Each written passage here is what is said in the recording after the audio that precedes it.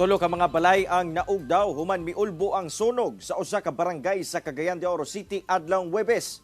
Sa hitabo, 5 ka magbanay ang naapektuhan nga karon nangayo og tabang. Ani ang report. Pader nga semento ug gamay nga parte na lang sa poste. Kini na lamang ang nahibilin sa tulo ka mga balay nga naugdaw human miulbo ang sunog sa Zone 4 Pasil, Barangay Kauswagan sa Cagayan de Oro City. Pasado alas 3, Huwebes sa kadlawon. Sumala sa kabumbiruhan, miabot sa ikaduhang alarma ang sunog. Partially damaged sab ang usa ka motor nga nakaparada duol sa nasunog nga balay.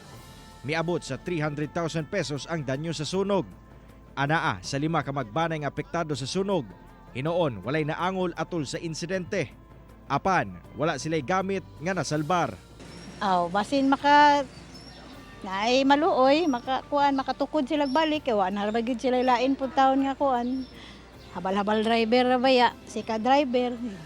Mga sakto nga trabaho, nga maluoy sila, tabangan lang mga plywood, himo lang sila gilang balay utro. Kaya wala naman gid ni mahimo, kuan man gid tanan, total man gid tanan. Alang sa mga buot mutabang sa mga nasunugan, mamahimo silang matabangan pinaagi sa mga number sa inyong TV screen. Padayon ang investigasyon sa BFP sa hinungdan sa insidente, apan usa sa ilang ginalantaw ang posibilidad nga may kalabutan kini sa linya sa kuryente. Kinahanglan nga at any time careful ta nga mogamit sa atong mga kining electrical connection sa atong tagsa-tagsa ka panimalay. So iwasan nato ang octopus connection, iwasan nato ang kining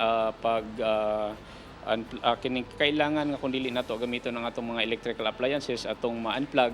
Kauban si Jade Gava sa kamera. Ako si Cyril Chavez para sa At Home with GMA Regional TV.